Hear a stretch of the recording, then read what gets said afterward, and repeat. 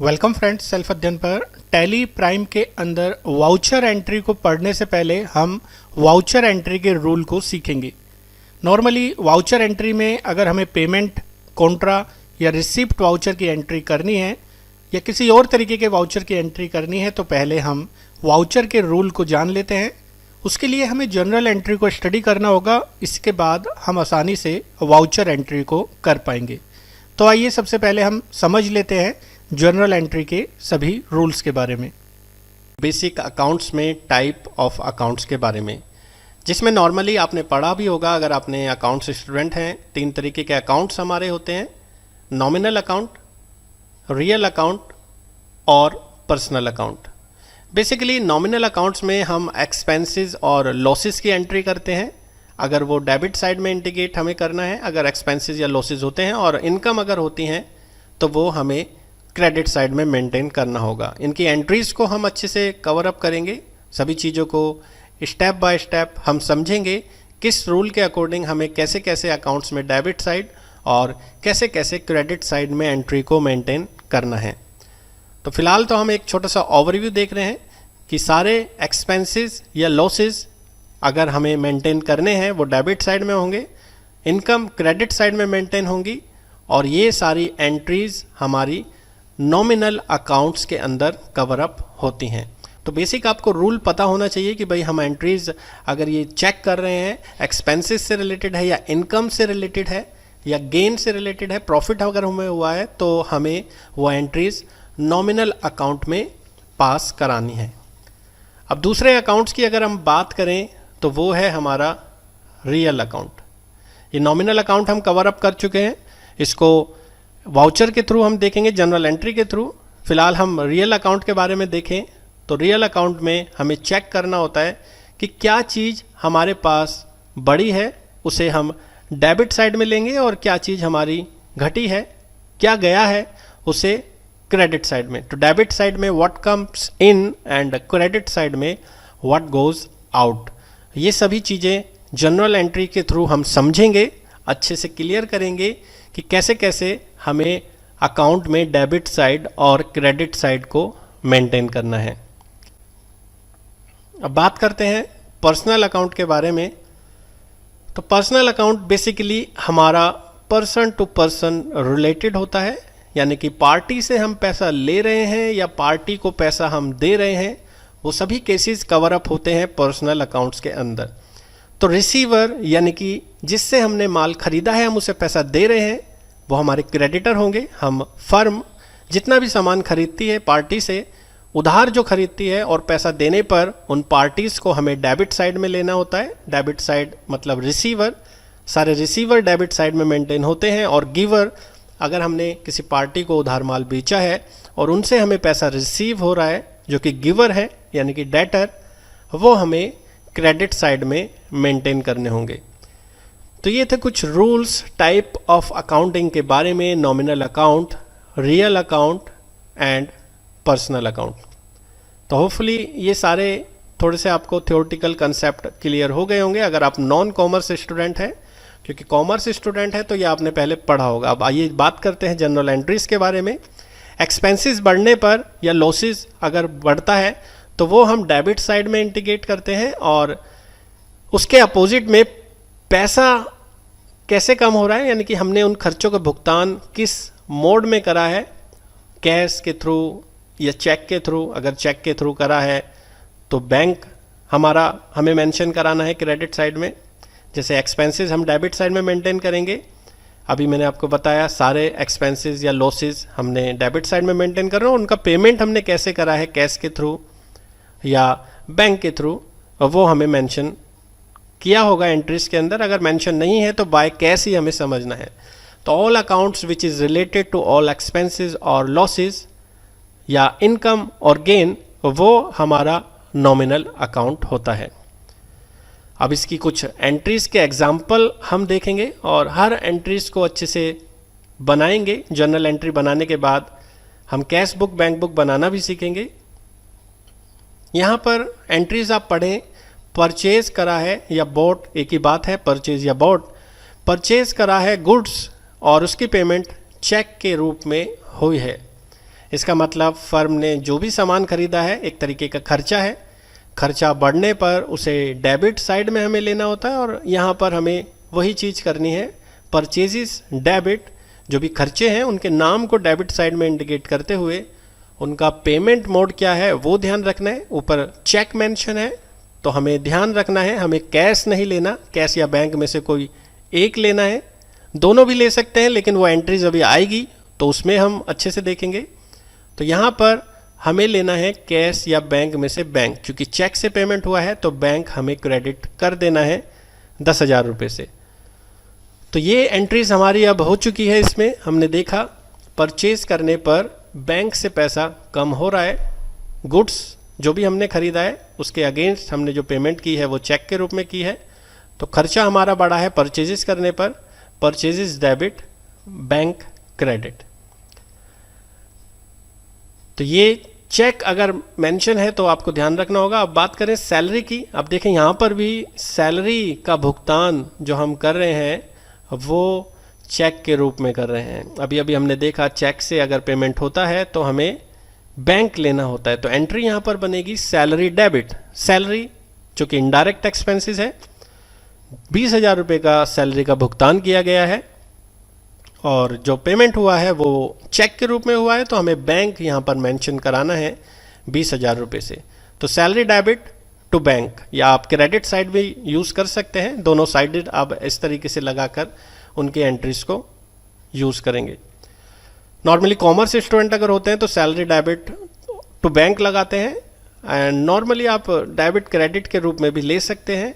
Non commerce student हैं तो आपको ये अच्छे से क्लियर हो जाएगा, डेबिट बढ़ने के लिए और क्रेडिट घटने के लिए हम यहाँ पर यूज़ कर रहे हैं।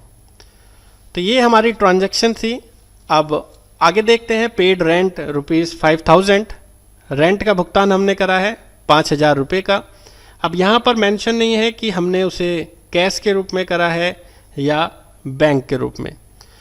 तो नॉर्मली हमें अगर कुछ मेंशन नहीं है तो हमें कैश ही लेना होता है, तो एंट्री बनेगी हमारी rent debit, rent account debit, एक खर्चा है इनडायरेक्ट एक्सपेंसेस 5,000 से, और इसके अपोजिट हमें लेना है कैश, कैश क्रेडिट 5,000 रुपीज़।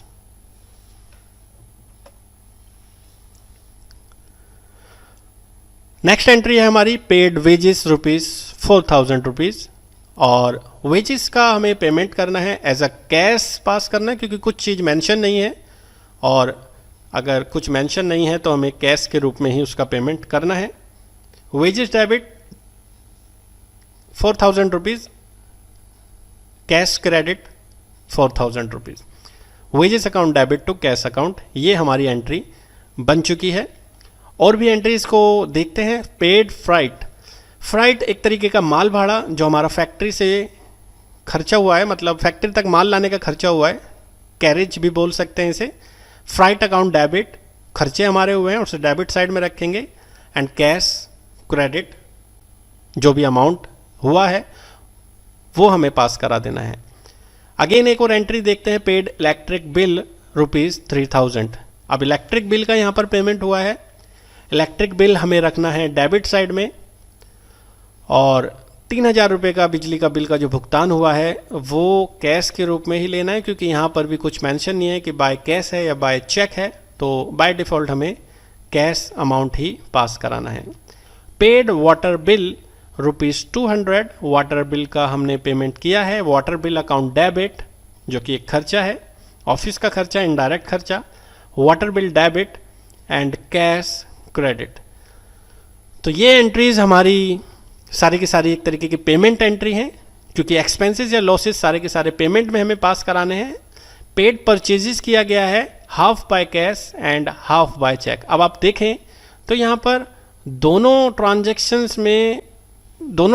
की बात हुई है, कैश की और बैंक की भी, जो मैंने बोला था अभी हम देखेंगे। तो हमें क्या करना है, पहले तो जितने भी परचेजेस का अमाउंट है, जो भी खर्चा हमने दिया है 10,000 रुपये का, वो तो हमें यहाँ पर मेंशन करा देना है। पेमेंट मोड कैश और बैंक दोनों हैं, तो कैश भी हमें क्रेडिट रखना है और बैंक भी हमें क्रेडिट रखना है। कैश का अमाउंट आधा हम डाल देंगे 5,000 रुपये, और आधा अमाउंट बैंक में पास करा देंगे 5,000 रुपये का। तो ये एंट्री हमारी हो चुकी है। आपको भी डाउटफुल जो भी था पहले कैश या बैंक, वो दोनों एंट्री अब हमारी आ चुकी है कि कैसे हमने उसको पेमेंट करा। तो कंपाउंड एंट्री हम बोलते हैं अगर हम मल्टीपल अकाउंट का यूज़ करते हैं, that is compound entry. General entry normally एक ही अकाउंट को रिफ्लेक्ट कर रहा था दूसरे अकाउंट से, यहाँ पर दो से ज़्यादा अकाउंट है, एक से ज़्यादा अकाउंट है। फिर परचेजेस हुआ है सेम एंट्री, लेकिन यहाँ पर परसेंटेजेस के बेस पे अमाउंट दिया गया है। 20% कैसा हमने दिया है कैश के रूप में, और यहाँ पर बाकी का पैसा दिया है चेक के रूप में। तो परचेजेस डेबिट, टोटल अमाउंट हमने डाल दिया है 8,000 रुपये का, और कैश को क्रेडिट रखना है, लेकिन अमाउंट हमें निकालना होगा। अगर 8,000 का 20% देखें तो आता है वो 1,600 रुपये के करीब। तो 1,600 रुपये हमें यहाँ पर डाल देना है, और बाकी का अमाउंट जो हमारा है वो चेक के रूप में है, तो बैंक को हमें क्रेडिट रखना है। बैंक को क्रेडिट रखना है, हमारा जो अमाउंट निकल के आएगा 6,400 रुपये का। तो ये हमारी एंट्रीज हो चुकी हैं। अब हम दूसरे एंट्री की बात करते हैं क्रेडिट साइड की, क्योंकि इनकम या गेन अगर हमें होता है, फर्म को खर्चा हो रहा था अभी तक तो वो डेबिट साइड में इंडिकेट कर रहे थे, लेकिन यहाँ अब हम क्रेडिट साइड में इंडिकेट कर रहे हैं। अगर फर्म के पास पैसा आता है, इनकम होती है, तो वो इनकम क्रेडिट साइड में मेंटेन की जाती है, और उसके अगेंस्ट हमें क्या मिल रहा है कैश या बैंक, वो भी हमें मेंशन कराना होगा। तो नॉर्मली कैश अगर लिखा है तो कैश, अगर चेक के रूप में लिखा है तो बैंक हमें मेंशन कराना है। अब बात करें कमीशन का पैसा हमें मिला है चेक के रूप में, तो अभी हमने देखा चेक के रूप में पैसा मिला है, तो हमारा कौन सा अकाउंट बढ़ा है, कौन सा अकाउंट घटा है, यानी कि इनकम हुई है, इनकम क्रेडिट साइड में मेंटेन करनी है। 25,000 रुपये इनकम बढ़ने पर उसे क्रेडिट साइड में मेंटेन करते हैं। और इनकम किस रूप में बढ़ी है, इनकम सोर्स हमारा जो था कमीशन का वो बैंक में बढ़ा है, तो बैंक को हमें यहाँ पर डेबिट कर देना है 25,000 रुपये से। फिर से एंट्री देखें, received interest on bank balance, यानी कि बैंक अकाउंट में हमारे 25 रुपये इंक्रीज हुए हैं, तो वो बैंक में ही बढ़े हैं, बैंक डेबिट कर देना है। अब यहाँ पर बैंक बैलेंस हमारा पहले से ज़्यादा हो गया होगा 25 रुपये का, और इनकम सोर्स है हमारा इंटरेस्ट रिसीव, और इनकम बढ़ने पर उसे क्रेडिट साइड में मेंटेन करना है, तो इंटरेस्ट रिसीव हमें ले लेना है 25 रुपये क्रेडिट साइड में।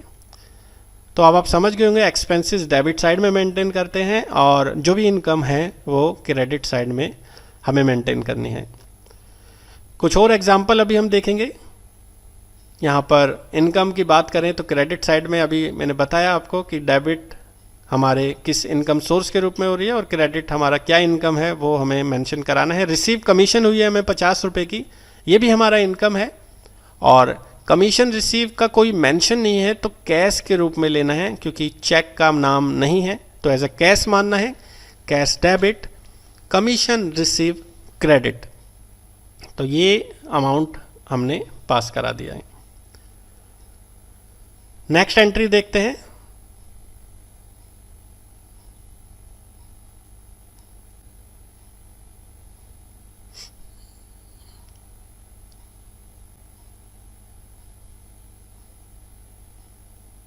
नेक्स्ट एंट्री है सोल्ड गुड्स फॉर कैश, यानी कि फर्म ने माल बेचा है और माल बेचने पे पैसा आया है 800 रुपये।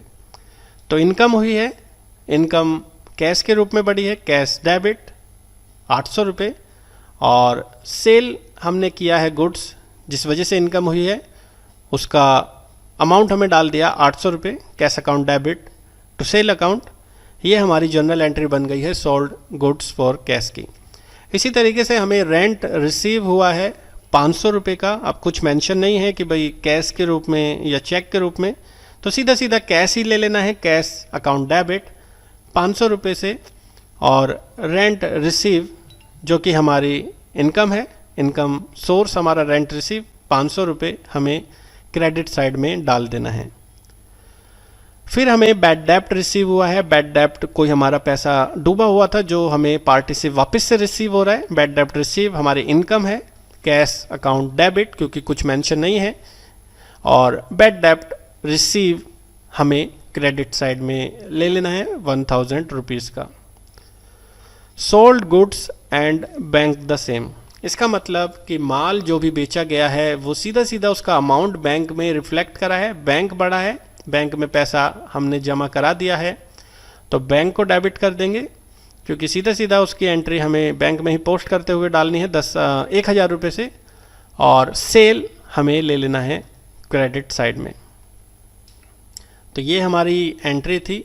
अगेन अगर हम बात करें तो अब मल्टीपल अकाउंट रिफ्लेक्ट हो रहे हैं कि माल बेचा है 20,000 रुपये का और पैसा जो मिला है चेक के रूप में 8,000 रुपये मिल चुका है, और बाकी का जो पैसा है वो मिल रहा है कैश के रूप में। तो यहाँ पर हमने चेक के रूप में पैसा लिया है 8,000 रुपये, वो तो हमें बैंक में बढ़ाना है, और बाकी का पैसा हमें कैश में बढ़ाना है। तो cash debit, bank debit, sale credit. Sale में कितना अमाउंट आएगा? 20,000 रुपये का, और 20,000 में से हमने 8,000 रुपये तो बैंक में ले लिए हैं, तो बाकी का बचा हुआ 12,000 रुपये वो एज अ कैश हमें रखना है। तो 12,000 हमें कैश में रखते हुए, बैंक में 8,000 रखते हुए, सेल अकाउंट जितना हमारा अमाउंट था। अब आपके लिए एक असाइनमेंट है, आपको ये असाइनमेंट करना है। ये असाइनमेंट इन्हीं एंट्रीज़ के ऊपर बेस है जो कि नॉमिनल अकाउंट मैंने आपको समझाया है। हर एंट्रीज़ का आपको एक्सप्लेनेशन करना है। टाइप क्या है, पेमेंट या रिसिप्ट, वो भी आपको बताना है। आप मुझे इस नंबर पर व्हाट्सएप करके भी इनकी एंट्रीज़ बता सकते हैं। आपको कोई डाउट है तो एंट्री को पूछ भी सकते हैं। और आज हम बात करने वाले हैं पर्सनल अकाउंट के बारे में। जैसे कि नाम से ही मेंशन है, पर्सनल अकाउंट यानी कि पर्सन टू पर्सन जो भी ट्रांजैक्शन है वो हमारी पर्सनल अकाउंट में मेंशन होती है। अभी तो हम इसमें कैश से रिलेटेड एंट्रीज की बात करेंगे। जब ये तीनों टॉपिक खत्म हो जाएंगे तो हम क्रेडिट ट्रांजैक्शंस को भी अलग से पढ़ेंगे। अगर उधार माल बेचा या खरीदा जाता है तो कैसे। फिलहाल अभी हम यहाँ पर रिसीवर यानी कि जिसको हमें पैसा देना है, जो फर्म के क्रेडिटर हैं, फर्म ने किसी पार्टी से अगर उधार लिया है और उनको पैसा दिया जा रहा है, तो उन रिसीवर को, क्रेडिटर को हमें डेबिट साइड में मेंटेन करना होता है, और गिवर को यानी कि जिनसे पैसा हमें मिला है, हमने जिनको उधार माल बेचा था उनसे हमें पैसा आ रहा है, तो गिवर का अकाउंट हमें क्रेडिट साइड में मेंटेन करना होता है। तो इसी चीज़ को हम अब एंट्रीज के थ्रू देखते हैं। एंट्रीज हम यहाँ पर जनरल एंट्रीज जो बनाएंगे, रिसीवर का अकाउंट्स हमें करना है डेबिट और गिवर का करना होता है क्रेडिट, वो भी आएंगे। अब जैसे हम पेमेंट कर रहे हैं तो किसके थ्रू कर रहे हैं, कैश के थ्रू या बैंक के थ्रू, वो हमें मेंशन कराना होगा। तो which is related to party, receiver या गिवर, डेट मीन्स वो हमारी पर्सनल अकाउंट में एंट्रीज पोस्ट होंगी। तो आगे एंट्री को हम देखते हैं, उसके बाद इन एंट्री को कैसे बनाया जाएगा। पेड टू विकास ₹10,000। विकास को हमने 10,000 रुपये की पेमेंट की है। अब कैसे पेमेंट की है वो मेंशन नहीं है, तो आपको पता लग गया होगा कि हमें कैसे पेमेंट करनी है, एज अ कैश। एंट्री बनेगी विकास डेबिट, क्योंकि रिसीवर को हमें डेबिट साइड में मेंटेन करना है और 10,000 रुपये का उसका अमाउंट है। एज अ कैश हमने उसको पैसा दिया है, क्योंकि कुछ मेंशन नहीं है, तो बाय कैश हमें मानना है।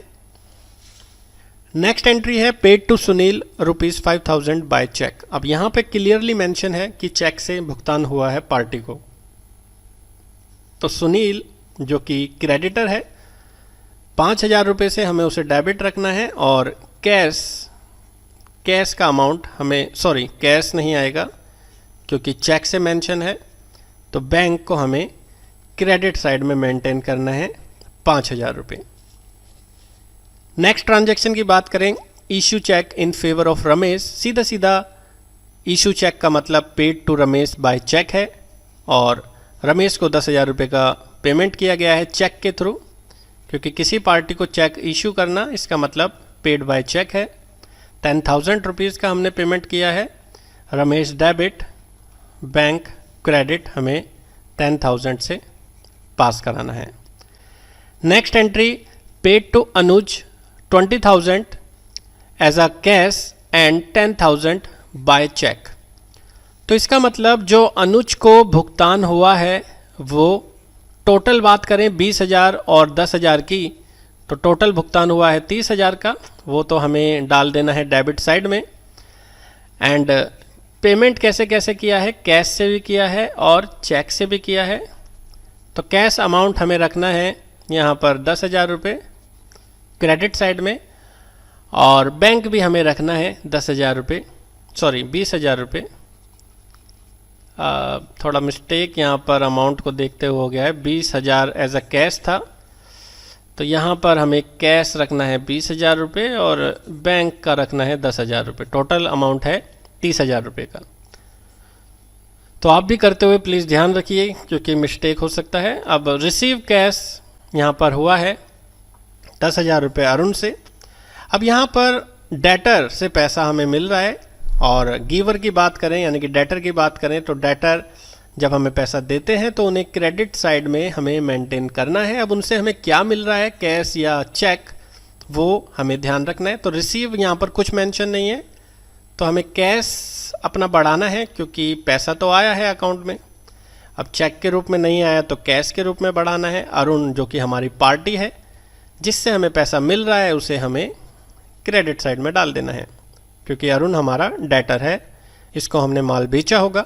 अब बेचा होगा या ख़रीदा होगा वो हम जब गुड्स की बात करेंगे क्रेडिटर की तो अच्छे से क्लियर करेंगे। अभी पैसा कहाँ से आ रहा है, फिलहाल तो हमने एंट्री पोस्ट कर दी है। रिसीव चेक 5,000 रुपये अनुराग, फर्म को अनुराग से 5,000 रुपये का चेक मिला है तो बैंक डेबिट कर देना है। बैंक डेबिट 5,000 रुपये से पार्टी जिससे पैसा मिल रहा है अनुराग को हमें क्रेडिट कर देना है 5,000 के अमाउंट से।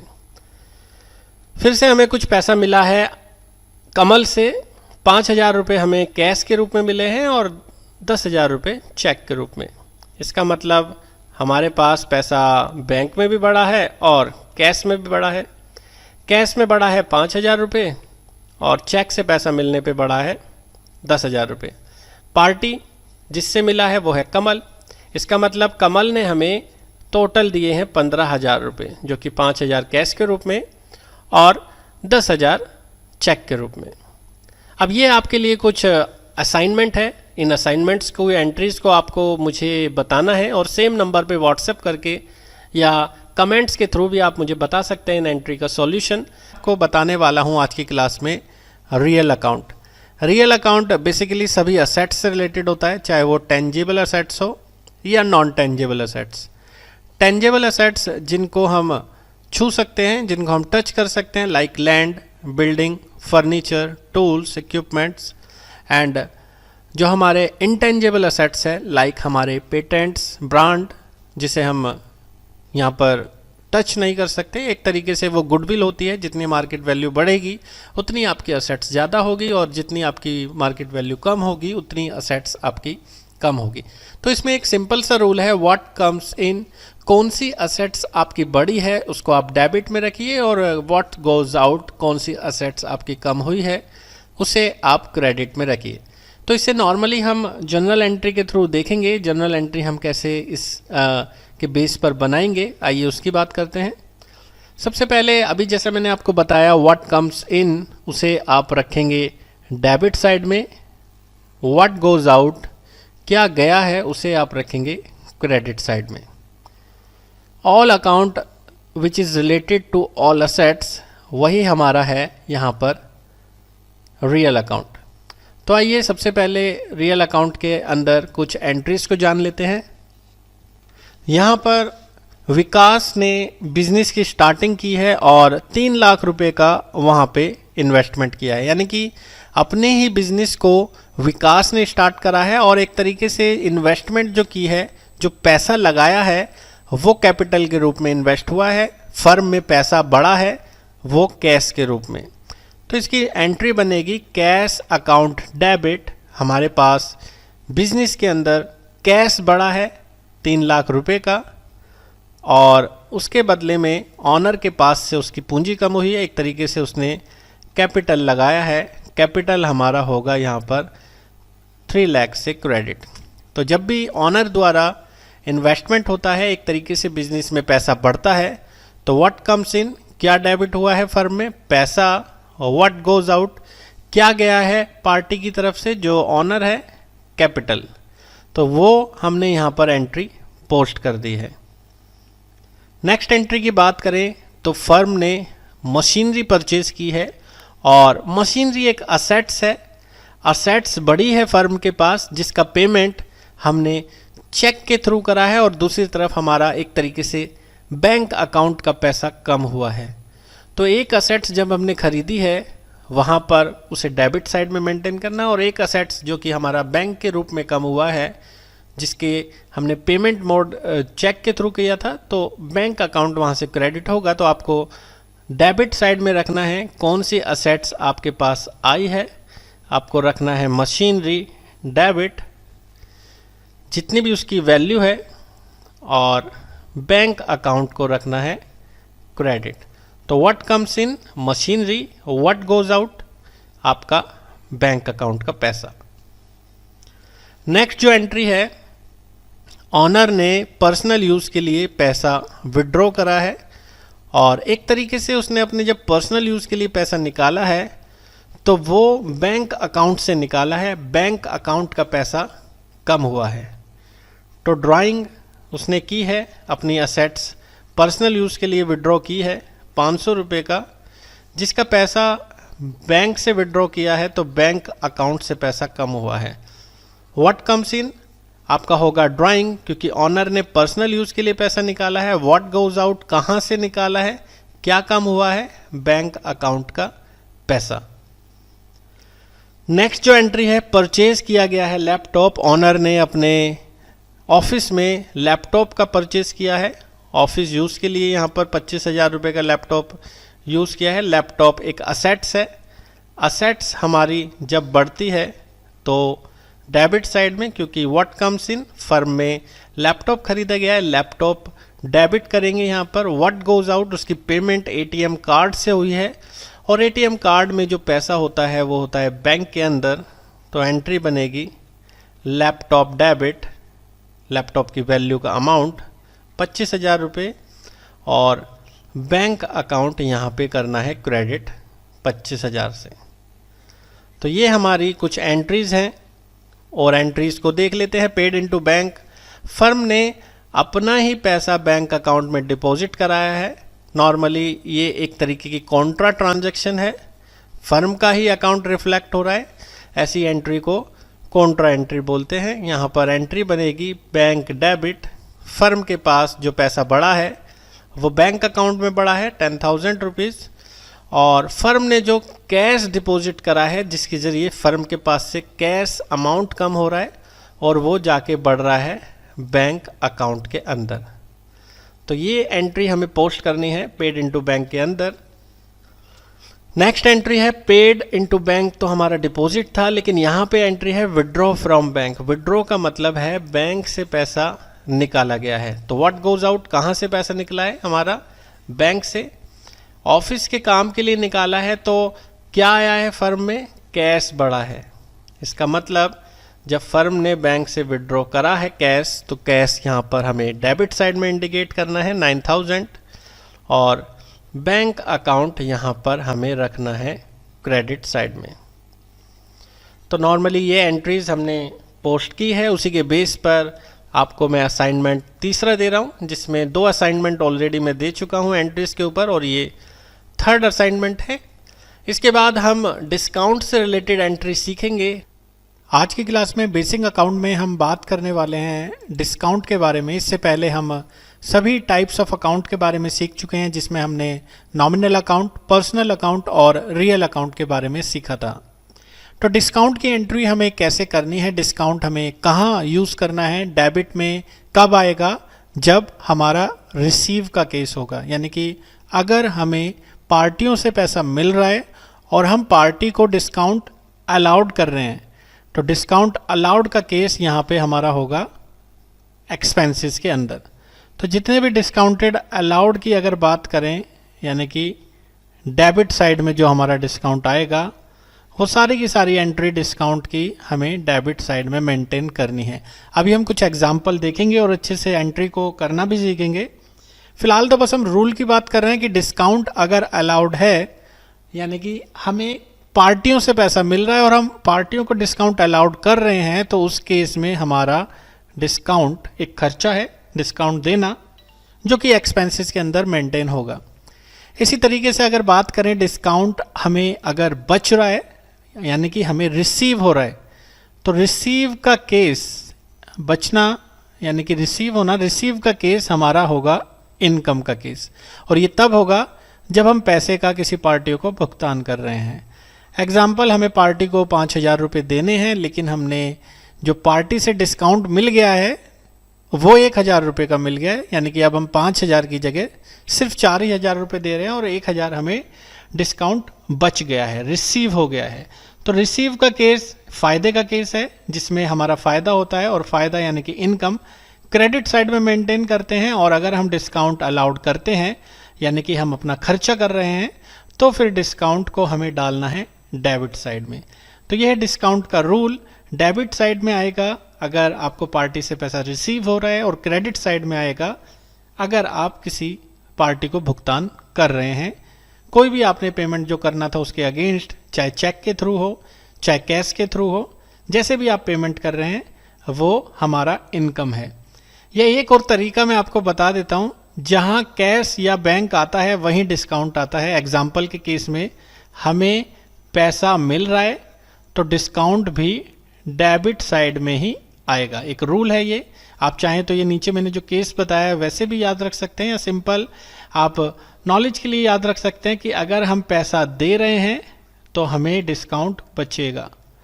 तो ये केस है, अगर आपका पैसा कम हो रहा है तो इनकम है, अगर आपका पैसा बढ़ रहा है तो एक्सपेंसेस है। ये भी एक आप रूल याद रख सकते हैं कि जहाँ कैश वहाँ डिस्काउंट। अब कुछ एंट्रीज के जरिए हम डिस्काउंट की एंट्री को देखते हैं। यही चीज़ जो मैंने अभी अभी आपको एक्सप्लेन करी थी कि रिसीव का केस होगा तो हमारा खर्चा है, और पेड का केस है तो हमें पैसा बच रहा है। यही चीज़ मैंने यहाँ पर रूल में भी एक्सप्लेन कर दी है। और कुछ एंट्रीज को अब हम देखते हैं। Receive cash from Mahesh, Mahesh से हमें 270 रुपये मिले हैं और हमने महेश को डिस्काउंट अलाउड करा है 30 रुपीज़। इसका मतलब हमें सिर्फ महेश से 270 ही मिले हैं, मिलने थे 300 रुपये, 270 प्लस जो हमने डिस्काउंट दिया है वो भी हमें मिलना था। हमें मिलना था 300 रुपये, लेकिन हमें सिर्फ मिले 270, क्योंकि हमने पार्टी को डिस्काउंट दे दिया। तो हमारी तरफ से जब डिस्काउंट अलाउड हुआ तो हमारा खर्चा होगा, और खर्चा डेबिट साइड में आपको मेंटेन करना होता है। एंट्री की अगर बात करें तो एंट्री बनेगी कैश अकाउंट डेबिट 270 रुपये से। जितना आपने डिस्काउंट दिया है वो आपका खर्चा है, और खर्चा भी आपको डेबिट साइड में मेंटेन करना है। डिस्काउंट डेबिट ये आपका हो जाएगा 30 रुपीज़, और यहाँ पर पार्टी से कितना पैसा आना था, देनदारी पार्टी की कितनी थी, महेश की वो थी 300 रुपये। इसका मतलब महेश का पूरा सेटलमेंट हो चुका है। आपने बाकी का पैसा जो 30 रुपये नहीं मिला वो डिस्काउंट अलाउड में दिखा दिया है, और जितना पैसा मिल गया है वो कैश में दिखा दिया है। तो ये एंट्री है डिस्काउंट की। नेक्स्ट एंट्री है, हमें पार्टी सुनील से एक चेक रिसीव हुआ है, जो कि रिसीव हुआ है 500 रुपये का, लेकिन डिस्काउंट कटने के बाद। इसका मतलब हमें जो चेक मिला है वो 500 का नहीं है, 500 रुपये में से 10% डिस्काउंट हमें डिडक्ट करना होगा। अभी पीछे की एंट्री में बात करें तो वहाँ क्लियरली अमाउंट दिया हुआ था कितना डिस्काउंट था, लेकिन यहाँ पर परसेंटेज बेसिस पर हमें दिया गया है। तो इसका मतलब 500 का अगर हम 10% निकालें तो यहाँ पर हमारा अमाउंट आता है 50 रुपये का।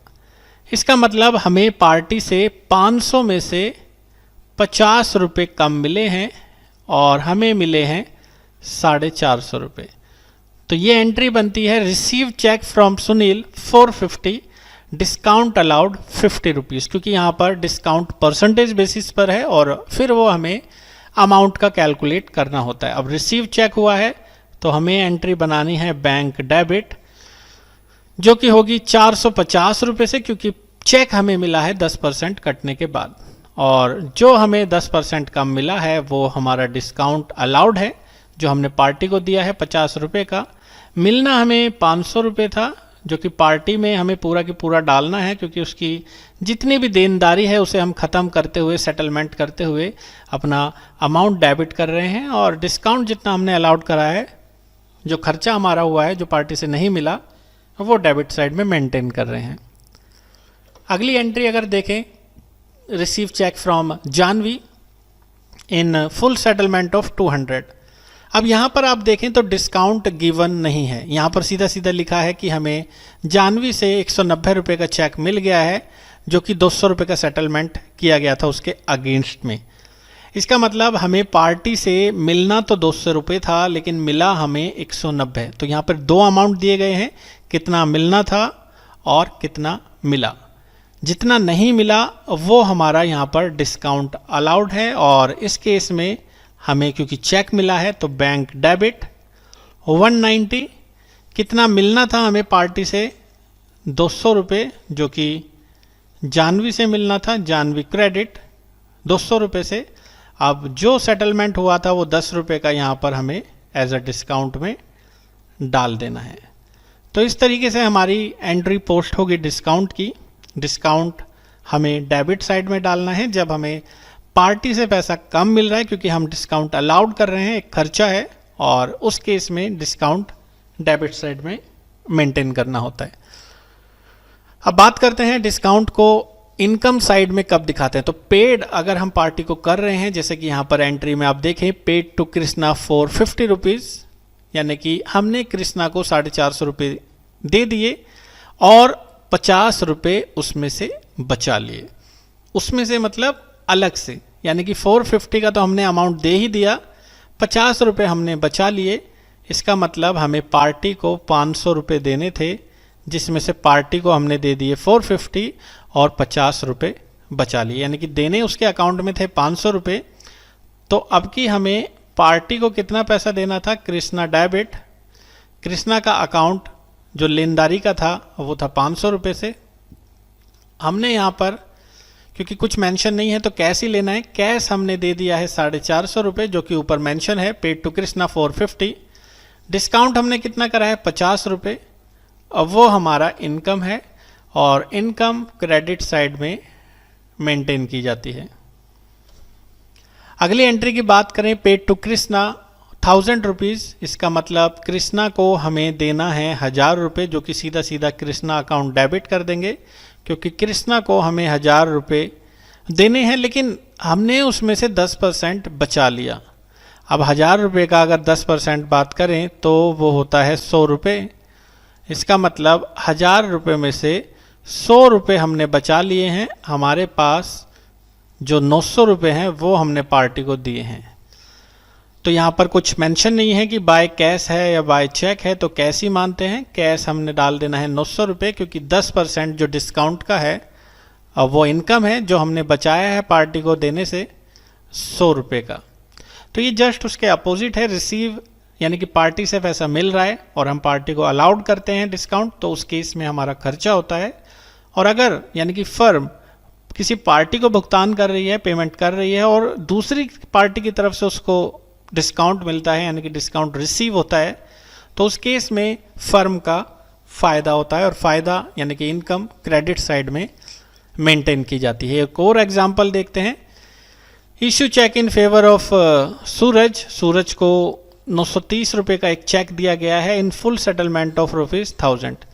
इसका मतलब हमें जो पेमेंट करनी थी सूरज को वो 1000 रुपये की करनी थी, लेकिन सेटलमेंट हो गया है 930 रुपये का। इसका मतलब 70 रुपये का जो बैलेंस है वो एज अ डिस्काउंट रिसीव है, जो फर्म को बचा है इनकम के रूप में, वो हमें पास कराना है। सूरज डेबिट 1000, क्योंकि टोटल अमाउंट हमें डालना होता है, डिस्काउंट प्लस अमाउंट। चेक हुआ है तो यहाँ पर हमें डालना है बैंक क्रेडिट, जो कि होगा 930 रुपये का, और बाकी का बचा हुआ 70 रुपये वो फर्म को बचा है डिस्काउंट रिसीव के रूप में, तो यहाँ पर डिस्काउंट क्रेडिट में मेंटेन होगा। आप चाहें तो डिस्काउंट रिसीव भी लिख सकते हैं, दोनों केस में ठीक है। इसके बेस पर कुछ असाइनमेंट है आप लोगों के लिए। पहले भी मैंने कुछ असाइनमेंट दिए थे और आप सभी ने उसके आंसर्स को मुझे व्हाट्सएप भी किया है, कमेंट भी किया है, जो कि बिल्कुल करेक्ट हैं जितने भी आंसर अभी तक मिले हैं। यहाँ पर कुछ ट्रांजैक्शंस दी गई हैं, इन्हीं एंट्री के बेस पे जो मैंने आपको अभी डिस्काउंट की कराई है। तो होपफुली इनके आंसर्स भी आप मुझे व्हाट्सएप करेंगे, और कोई भी अगर डाउट है इनमें तो वो आप मुझे कमेंट बॉक्स में लिख सकते हैं। तो टाइप ऑफ अकाउंट के सभी रूल हम देख चुके हैं। अगले आने वाली वीडियोस में हम प्रैक्टिकली सीखेंगे कैसे कैसे हम पेमेंट, रिसिप्ट या अलग अलग तरीके की परचेज, सेल, रिटर्न्स, सभी तरीके की एंट्रीज को कैसे टैली प्राइम के अंदर करेंगे। वीडियो आपको अच्छा लगा है, आप लाइक कर सकते हैं, अपने फ्रेंड्स के साथ शेयर कर सकते हैं, और आने वाले वीडियोस के लिए आप बने रहें सेल्फ अध्ययन के साथ। Thank you.